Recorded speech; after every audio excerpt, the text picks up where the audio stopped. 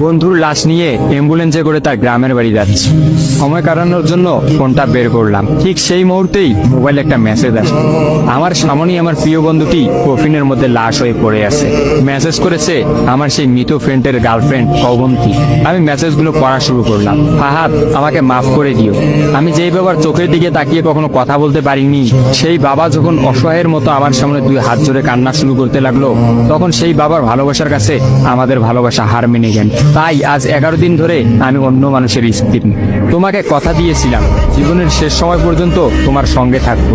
আমার সব সময় ভয় হতো যে তুমি আমাকে কষ্ট দেবে, হয়তো আমাকে ছেড়ে অন্য কাউকে বিয়ে করবে।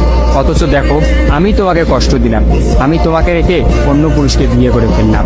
জীবনটা বড়ই অদ্ভুত, তাই না? তোমার কি মনে আছে আমি তোমাকে কাঁদতে কাঁদতে বলতাম আমাকে কখনো ছেড়ে যাবে না? তো তুমি হাসতে হাসতে উত্তর দিতে আমি তোমাকে কখনো ছেড়ে যাব না, তুমি আমাকে ছেড়ে গেলে যেতে পারো। তখন আমি অনেক রাগ করতাম, কারণ আমি তো তোমাকে পাগলের মতো ভালোবাসতাম। তুমি নেই এরকম কোনো পৃথিবী আমি কল্পনাও করতে পারতাম না। অথচ দেখো, আজ অন্য কেউ হচ্ছে আমার স্বামী। রোজ তার সাথে আমাকে ঘুমাতে হয়, ঘুম থেকে উঠে তার মুখটাই আমাকে দেখতে। মানুষের জীবন এমন কেন যে যাকে চায় যদি তাকে পায়?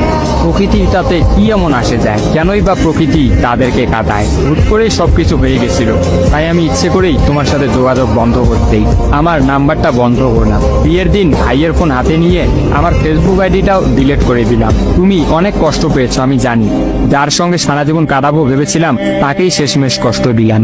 আমার পরিবারের সবাই খুশি, আমার স্বামীটা অনেক ভালো, এখন পর্যন্ত যা ব্যবহার করেছে আমার ভালোই লেগেছে। তবে ভবিষ্যতে কি হবে জানি না। তোমার কি আমার সেই প্রথম দেখা হওয়ার কথা মনে আছে? তবে সেটাই যে প্রথম দেখার, সেটাই যে শেষ দেখা হবে, এটা কখনোই ভাবতে পারি। আসলে মানুষের চিন্তার বাইরে যে কত কিছুই ঘটে, তাই না? সেদিন আমি তোমার সাথে 3 ঘন্টা ছিলাম, কিন্তু সেই 3 ঘন্টায় কেউ কাউকে স্পর্শও করিনি। কিন্তু তুমি যখন আমাকে তোমার রিক্সায় তুলে নিতে তোমার হাতটা বাড়িয়ে দিলে, তখন আমি তোমার হাতটা প্রথম স্পর্শ করেছিলাম। বিশ্বাস করো, সেদিন আমার কিছুতেই তোমার হাতটা ছাড়তে ইচ্ছা করছিল না। তোমার ঘরে আমার জন্য কিনে রাখা শাড়িগুলো নিশ্চয়ই এখনো আছে। আচ্ছা, আমি তো এখন আর তোমার নই, ওই শাড়িগুলোকে আমি পাবো? তোমার তো যখনই কোনো শাড়ি পছন্দ হতো তুমি কিনে রেখে দিতে, আমি বলতাম বিয়ের পর সবগুলো একসঙ্গে নেব। দেখো, আজ আমি বিবাহিত, কিন্তু আমার স্বামী তুমি নও। আমি এমনটা কখনোই চাইনি। নিজের পছন্দের একটা মেয়েকে বিয়ে করে নিও, তারপরে শাড়িগুলো তাকে দিয়ে দিই। মেয়েরা শাড়ি কতটা পছন্দ করে তা কি তুমি জানো? যদি না জেনে থাকো তাহলে বিয়ের পর তোমার বউকে দিয়ে উপলব্ধি করে নিও। তোমার সাথে আমার অনলাইনে পরিচয়, তাই চিন্তা করেছি কোনোদিনও বেঁচে থাকতে আর অনলাইনে যাব না। আমার নাম্বারটাও বন্ধ করে দিয়েছি।